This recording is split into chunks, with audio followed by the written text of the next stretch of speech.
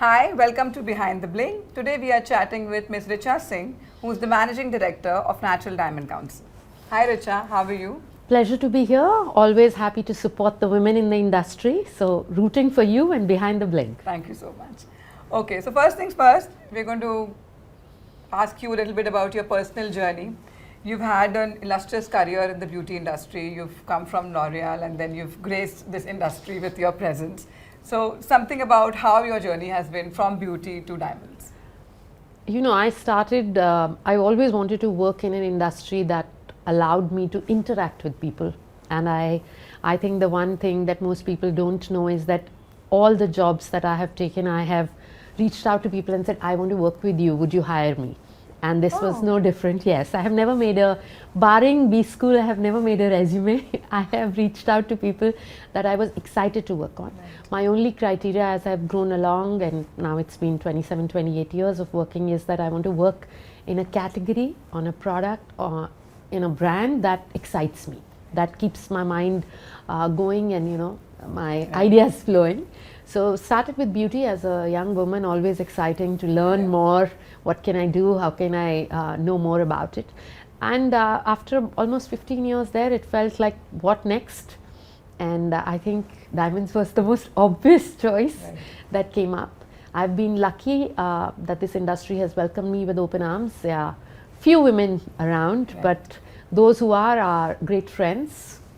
You being one, but it's always a pleasure to be here. I think that they've been very receptive of the ideas that we brought from outside the industry.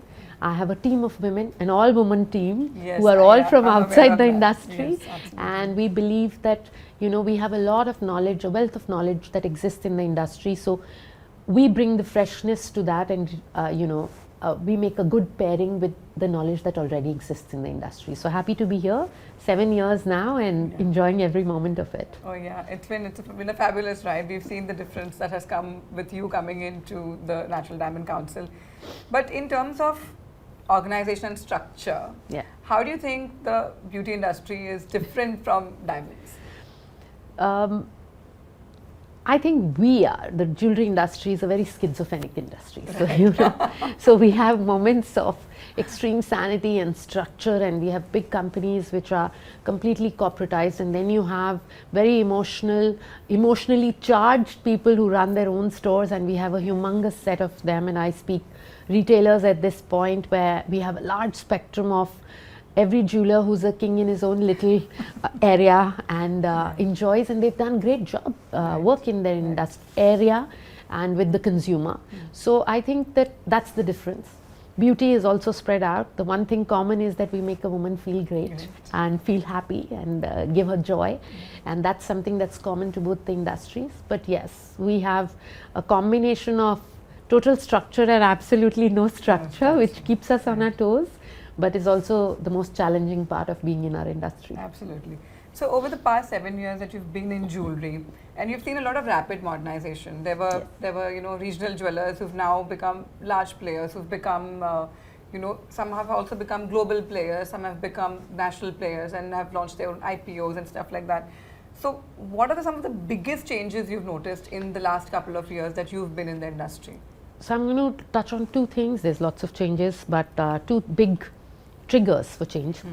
One is technology, of course. So back in here I would like to count that things like traceability have become the norm or are becoming the norm. The big players, our biggest member De Beers has got the Code of Origin project, and these are something which are extremely commendable and extremely necessary for the consumer. And the second part of this technology aspect is the digitization. So when you say a regional player becoming larger, the fact that they can track all their product, the inventory, what is sold, when it's sold, what design is liked, where it's a huge amount of data that is coming in. Some are leveraging it, some are not. I don't think we've reached full potential of making the most of it. And the second big trigger is the consumer. Means lockdown was a big diametric change. We as brands and marketers have always seen a consumer journey which it's a slow process. You can see the change or you can anticipate certain things. Lockdown changed it completely overnight, and the consumer decided that fewer better things in life. Their definition of what luxury was changed. How they felt changed. The desire to express their love changed. You suddenly wanted more connections, which technology was making us a little isolated in lockdown, gave us the pluses of technology as well, and we needed to maximize. But the consumer journey changed. For us, I keep saying that the biggest strength we have as jewelers is that I think we are the epitome of luxury. You walk in, the jeweler says, कैसी हैं भाभी जी, चाय पियेंगी, भाभी जी को चाट इस दुकान से लेके आना, थोड़ा मीठा कम डालना, she likes it that way. And will ask you about your grandchild who's just been born and when, they know the name, where your kids are traveling, and you feel this is the most customized and personalized experience that you can have. And that's what we've given to the consumer. We have bespoke jewelry, it's becoming a buzzword now, and every Indian jeweler has offered you bespoke fine diamond jewelry since day one. आप बोलो मुझे लटकन नहीं चाहिए, इतना लंबा चाहिए, इधर से टुकड़ी उठा के इधर डाल दो, इसका साइज बड़ा कर दो, छोटा कर दो, फूल में पत्ती और लगा दो, and everything is done at the way you want it, and you go and say, hey, I have this much money, and they will offer you things in that. So whichever way you want. We've been the closest confidant and the person who you trust the most. Now, the biggest challenge, how do I take it online? Right. Because this experience of Bhabiji and the chart is very tough to translate online. And this is my favorite anecdote to share, but I joined in. There was a trip everybody made to China to learn about retail. And you walked into a store and retina scan hota tha, aur aap andar ghuse, aapne, you have bought this bracelet, and hence, we believe you like bracelets, and here is a chart. And we all came back saying, oh my God, big boss is happening, and do they know my financials? Do they know where I've traveled? Can they speak to the government? There was a fear. Whereas the jeweler probably knows 100 things more about you. At a personal level, he also knows what you like to eat and what size of footwear you wear. And you still feel he's the closest confidant. So he's your best friend. So technology can make you isolated, which I think is where we are at this moment, that we need to find the best of both worlds, or a sort of a hybrid version, which we haven't reached. Yeah. What is worked for us is that discovery has moved online. If you spend 4 hours in a store, now the consumer is, exploring 6 hours, 8 hours online and coming back with a sort of short list. Yeah. So it helps you be sharper with what you offer her. It's sharper for her, what she's expecting from you. But it's also making it a more competitive field, because they're not just coming to your door, but they're seeing 6 brands online before they come to you. So I think discovery has moved online. So between technology and the consumer mindset of buying a certain way and the consumer purchase journey, I think these are the two big changes. But as an industry, I think it's been positive for us. They want fewer better things in life. They want natural things in life. They want things that can express their love for themselves or for someone else. And in every piece, every aspect, I think fine jewelry is the answer. So we are in a good place. It's for us to make the most of it and, hope that we get more consumers on board. Absolutely. And now, since the consumer behavior has also changed, like India used to earlier be pretty much a gold jewelry market. So how do you think that has evolved? Like now, a lot of consumers, like even a woman who earlier would never even think of buying diamonds, is now going out and saying that I want a diamond necklace for my wedding, or I want a diamond ring, or I want... So this whole Western culture, where earlier in the US, diamond was the only probably way to express love. Yes. And now that entire kind of ideology has come to India. So where do you think now the Indian consumer is in terms of diamonds? Have we reached our full potential? Where are we? Oh, not at all. I think it's just the beginning for us. I would like to believe that. The again, like I said, it's technology or the consumer making us change. What this new age consumer has taught us is that you don't have to choose. Right. They are going out and saying, I want it all. I want to wear mini skirts at the same time that I want to wear the lehengas. I want an engagement at the Eiffel Tower, but I want a Sangeet in Udaipur. I want to go for a bachelorette with my friends, but I want my whole family to be there for this Mendi with 150 of my family members. She's not picking and choosing. In whatever they can afford, in whatever space they have, however they can phase it out, they want it all.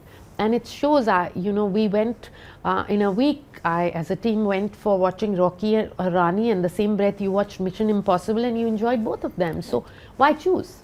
And that's why they are watching, consuming Indian content as much as they are watching and consuming global content. It's not just the Filmfare Awards, but also the Oscar Awards. And you now want jewelry that can transcend from a sari to a dress to morning to evening to how you want to pair it up and dress it up. And I think that's where diamonds make it better. The second big part is every consumer today wants their fashion, their beauty product, their look, their jewelry to be a reflection of what they are. So it's their individuality coming, and I think that diamonds help in that as well. We've seen, we predicted a trend and said that fancy cuts we're going to see.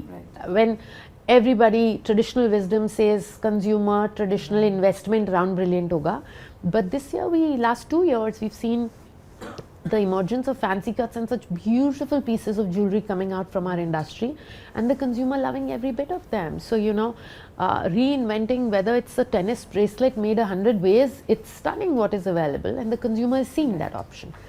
Also, we like the idea of having something which is my own and then leaving a piece of myself behind. So you want jewelry which is personalized to you, and I think a lot more women are associating and connecting to diamonds, big or small, a solitaire or a tennis bracelet. It's a combination of things, but she's choosing and making the choice. So we are seeing a beginning. I think we'll see a lot more of diamonds along the way. Right. And you think that NDC has played a huge part in that, in getting the consumer and the popularity of natural diamonds where it is today? I would like to take all the credit for myself and say that my team did it all. But I think that we created almost 755 pieces of content last year. Wow. The idea is to have this, but the fact that this wouldn't have worked unless our industry created and gave the craftsmanship and the karigari that is there in the market. The correlation between our trends and what was available, plus the mindset that came because of this pandemic and coming out of the pandemic. I think it's all as a combination worked beautifully. Of course, we had a part to play, but I have to say that industry supported us through the way, and we are better for it. Right. So could you share some insights, some of your most memorable campaigns that you've done and which have done extremely well and really, brought diamonds out there to the consumers? So we actually, it's a combination of things. I must say we are currently working on campaigns which share facts and information, and the consumer is going out and searching. It's a most watched video. One would think that people get bored and don't want to know, but it's all about facts, third party validated, information carried. And last year we had, on an average we have about 65 million visitors coming to our website only from India who are wanting information on diamonds or everything diamonds. And I think that itself is proof that consumer is curious. But what is surprising for us was content on men's jewelry, which was organically one of the most watched content pieces that people are very curious to say how it started from the Maharajas to the new age Maharajas. There is obviously the conventional things, but we did a collaboration. Indians voted out of the luxury brands, said that Louis Vuitton is the most preferred or most desired for luxury brand out of the maisons. And we did a collaboration with them to say that these are the modern heirlooms, diamonds and Louis Vuitton look the greatest. In the same breath, we talk weddings. So, it's about history, combination. So whether it's facts or red carpets, both did really well for us. And we took the consumer onto our minds, whether it was in Botswana or in Canada, and that's also content that is really absorbed because people really don't know where diamonds actually come from. So there's curiosity there. I think they're curious. We just need to make sure we package it in a way that they enjoy watching. Now with that, we also have from India, like when you talk about luxury brands across the world, we have a lot of Indian designers, fashion designers, who have now stepped into the world of jewelry. And everybody, pretty much all big fashion names have their own jewelry brand now. What are your views on that? I think it's a clear indication to us that we need to up our game in sense that the consumer is looking for beyond or looking for a whole look an image, not just a piece of jewelry in isolation. It's a constant debate for us, and it's a favorite question to the consumer to say what came first, the lehenga or the jewelry, when you're asking a bride. Right. And there's always a combination, right? You never think of a bridal look without one or the other. And that's something that we keep saying, that we need to think larger. When we speak to the consumer, we need to keep in mind what her aesthetic is or what her style statement is, and we are a part of that. So it's a clear indicator to us, and I think the fashion designers are doing a job because they have a look. And when a Manish steps out and has a gorgeous lehenga or a sari and adds a piece of diamond jewelry to it, it looks stunning, and we say, hey, I want this look. Right. And that helps. What I think is a challenge is that when fashion designers come, while they have the aesthetic, the knowledge or the depth of knowledge or the karigari may not exist, which are organically people who've done this for the last 100 years or 180 years have, or the access. So I think it's a combination is great. What is nice about this is that they're putting us on a global map. I think it's lovely to see our brands, our karigari, the craftsmanship, the design talent that India has on a global scale. So it's great that if some of the fashion designers help do it, why not? And they're designers at heart, so they have the aesthetic. But it's also a call out to us to say we need to up our game in terms of the way we present to the consumer and speak to the consumer. Right. Because there is no big jewelry retail brand yet in India who has made a global name. But don't you also think that jewelry since centuries in India has always been an emotional buy? And when you talk about wedding jewelry, always people have this perception that we'll go to our trusted family jeweler or shadi ke liye we'll buy from there. But now that the designers are there and everybody is buying jewelry from them, what is the message that we're giving to our retailers here? Because earlier they thought, nahi, lehenga bhale Manish se le lenge, but we'll always come for jewelry to me. And but now today that boundary has been crossed and people have actually gone and now they're buying jewelry from a fashion house. So where's the trust factor gone? I think it's fantastic that we are getting new talent in the industry. You're seeing new people who are excited about the category who are coming in not because they inherited it but because of their love for diamonds or because of their love for fine jewelry that they're in. I think that we see what was missing was we don't have a very strong, there are places where you go and sab dukanon mein similar jewelry milti hai. So while they, but now you see, I've just come back from a show in Doha, and I must tell you, it made me proud to see all our Indian brands there. Everybody had a very distinct design aesthetic, very distinct piece of jewelry. The craftsmanship, the quality of craftsmanship was brilliant. And I was walking with some influencers and I said, please, you must come and see the Indian brands. And they are stunned by the kind of product we bring. Absolutely. It's just that historically we haven't done it the way that we have. So I think it's a signal to say you can't take the consumer for granted. Absolutely. While the mother loves you, the daughter may not. Or the daughter loves you but still wants to explore her options. So you need to make sure you stay relevant. This is the same point. Chaat khila do, but you need to be on Instagram or Snapchat with her and explain to her what works for her. And I think the second is that we need to think larger because you need to keep in mind that times have changed. The beautiful part of what we have is मेरी जो दादी सास पहनती थी, उन्होंने एक चूड़ी दी मुझे. It was a diamond and emerald bangle. She wore it with a sari, right? She wore it with a kanjivaram. It was a full sari. My mother-in-law, by the time it came to, was wearing it with a suit. By the time it comes to me, I'm wearing it. But it's the same piece of jewelry styled differently.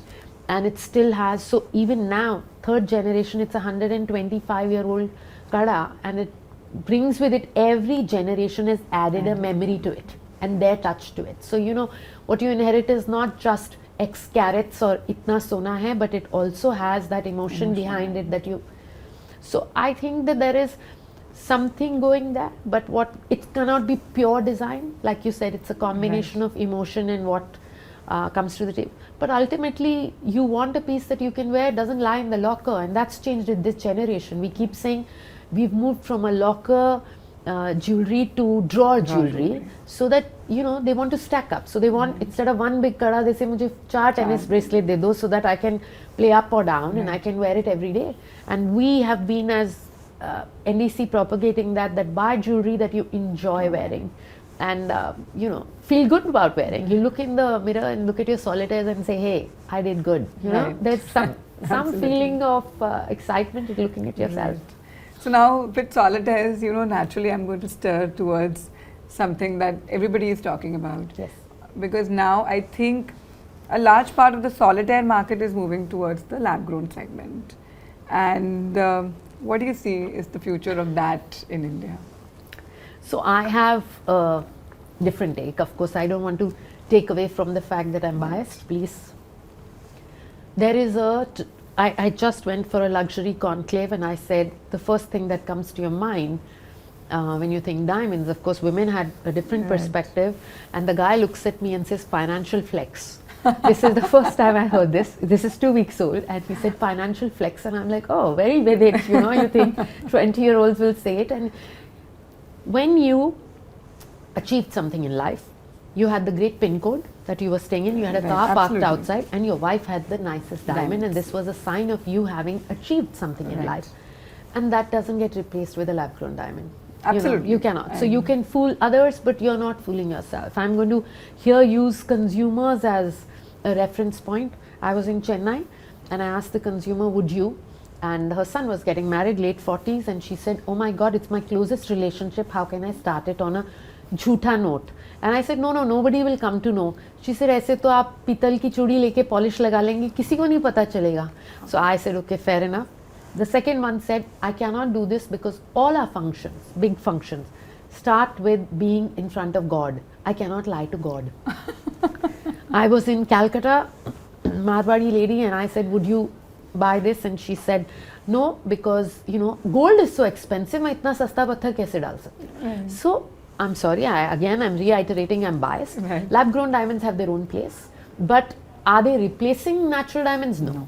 My favorite thing to say is you want to make a memory, and you want to remember something iconic in your life. Whether it was, I bought myself a bangle when my daughter was born. She's going to be 17 in 3 weeks, and I don't think I can treat myself to a lab grown diamond and say, "Meri beti paida hui hai, let me buy," and tell people it looks the same. It's not. It's not. And I've been wearing it every day for 17 years now, and every time I look at it, there's love, but there's also a sense of pride that I, as a woman, did it. Yeah.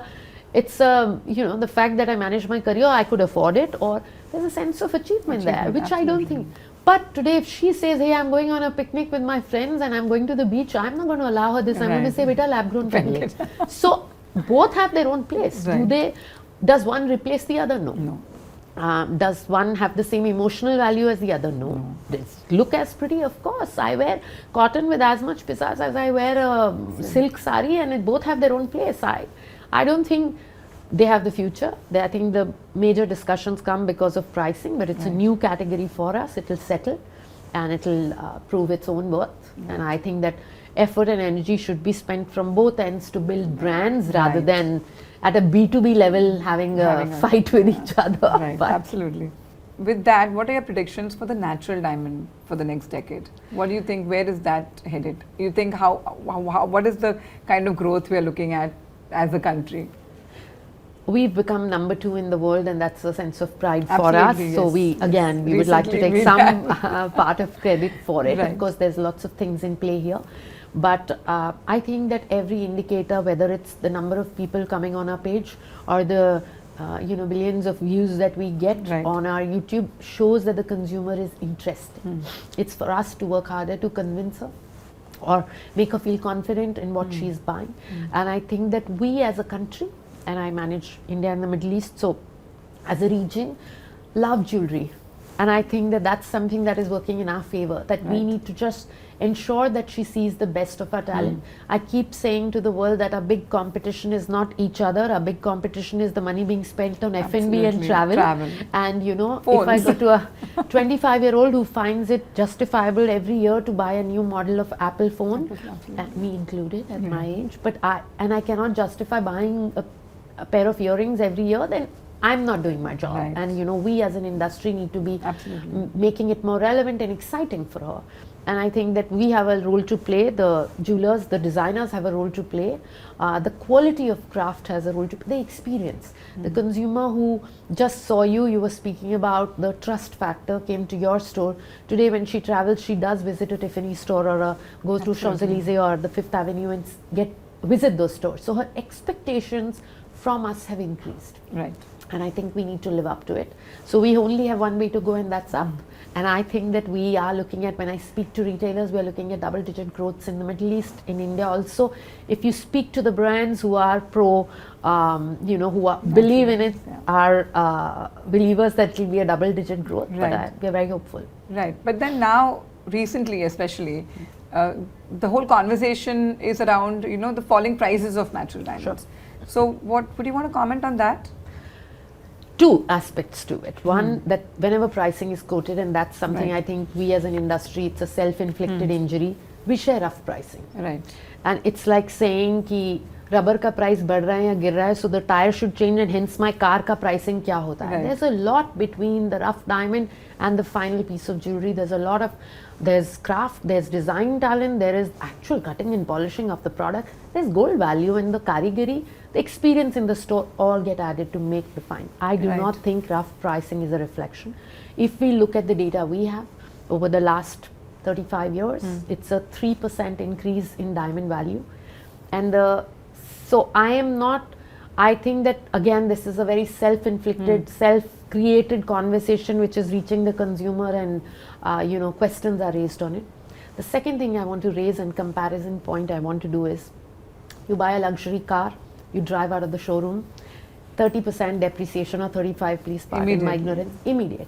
Nobody says BMW की आज value नहीं रही. Nobody says आज मैंने एक Audi खरीदी और उसकी value क्या है. Why are we so defensive about it? Every day you cannot track a piece of rough diamond jewelry and say rough diamonds and say what the price is. It's a series. I think that you need to look at it in context of, this is not an investment product by itself. We are not telling you to buy a mutual fund. We are telling you to wear something for 120 years and it does not lose value. Right. Tell me anything else which you can use other than fine jewelry, which does not lose value.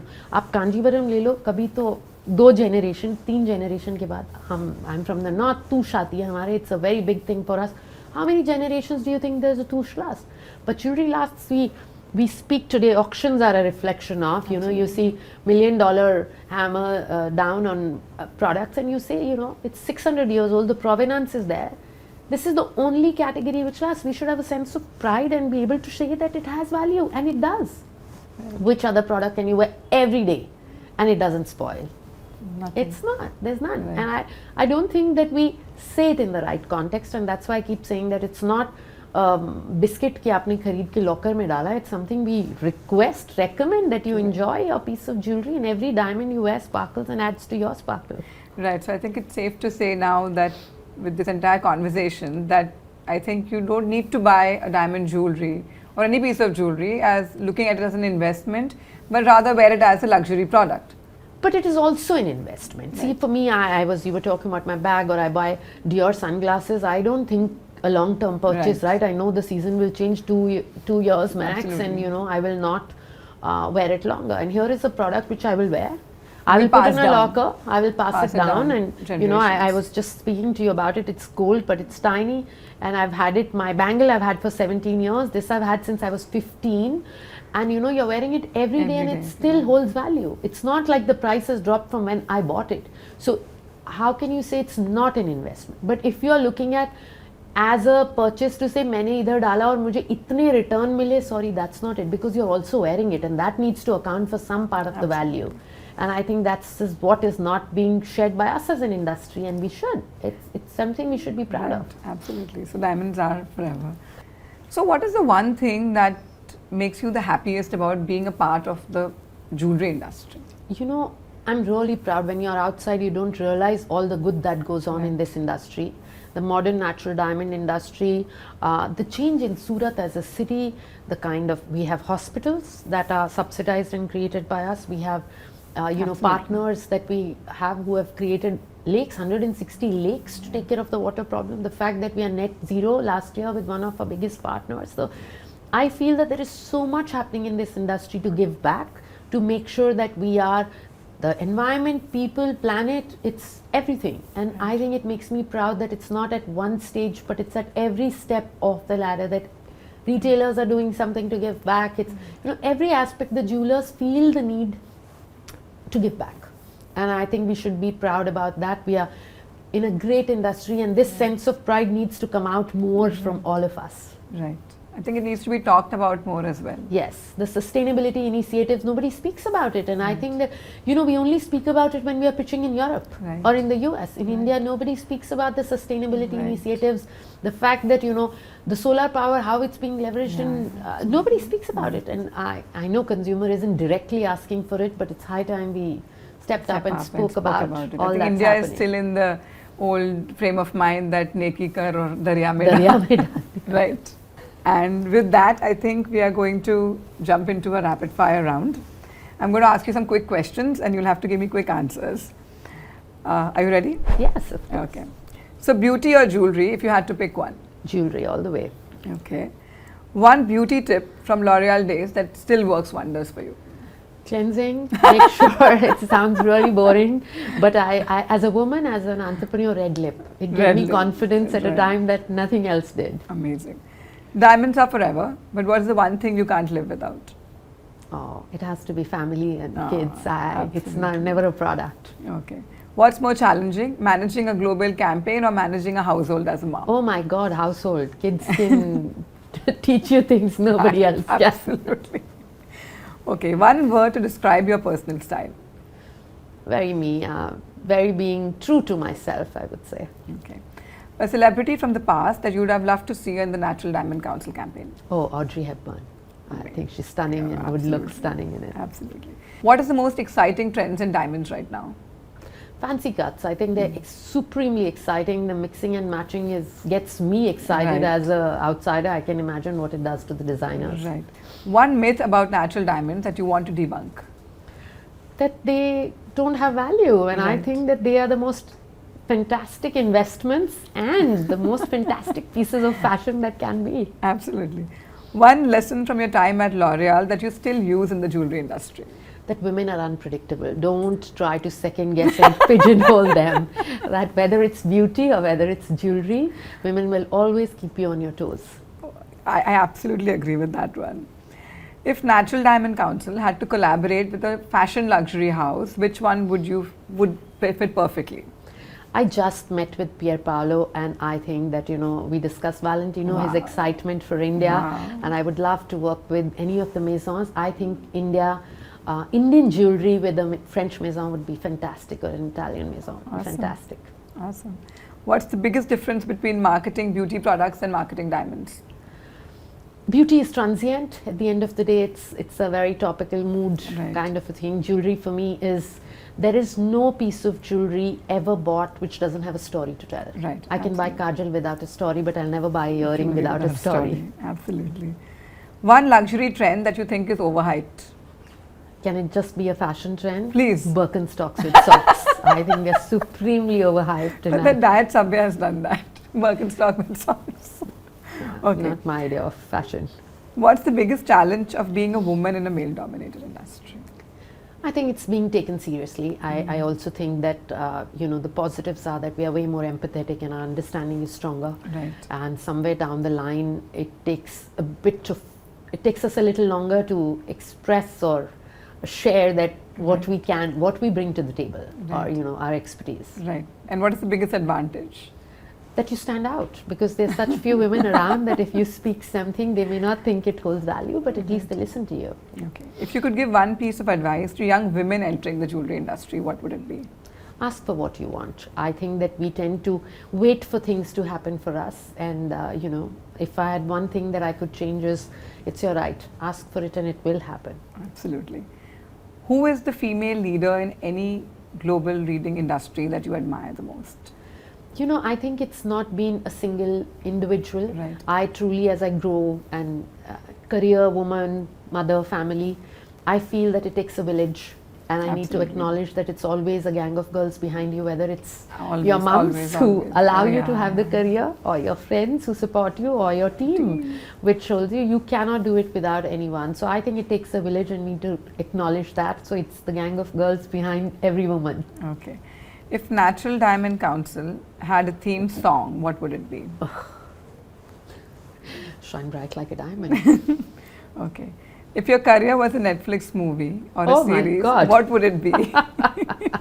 full of drama and nautanki, that I can tell you. The genre is given, the name may not be given. Okay. I'm going to ask you a last question. What was the most embarrassing moment in your time at L'Oreal?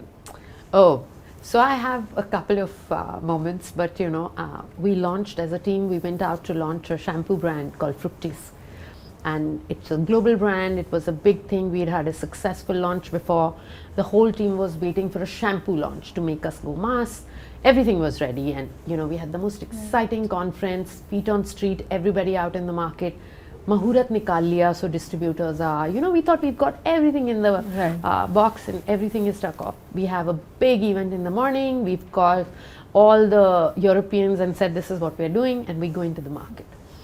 And 100% of the head office is in the market placing shampoos, and we go one store, second store, third store, and nobody takes a shampoo, and you think, hey, great deal, great product, they know the company, they are my regular. Till the fourth man snaps at me and say that it's green and it's an India-Pak match that is going on, you are being anti-patriotic. And so, all of us in green t-shirts had to go into a huddle and back to the distributor point to say, t-shirt lao, white t-shirts kharid ke lao, because we cannot go into the market.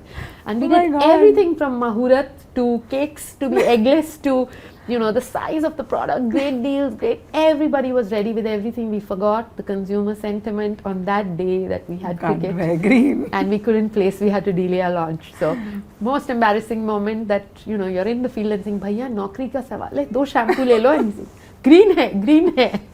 Okay. So, okay, that's India for you and the love for cricket. Yeah, love for cricket.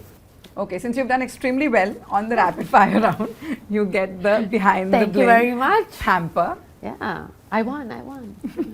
Thank you very much, appreciate it. Looks beautiful.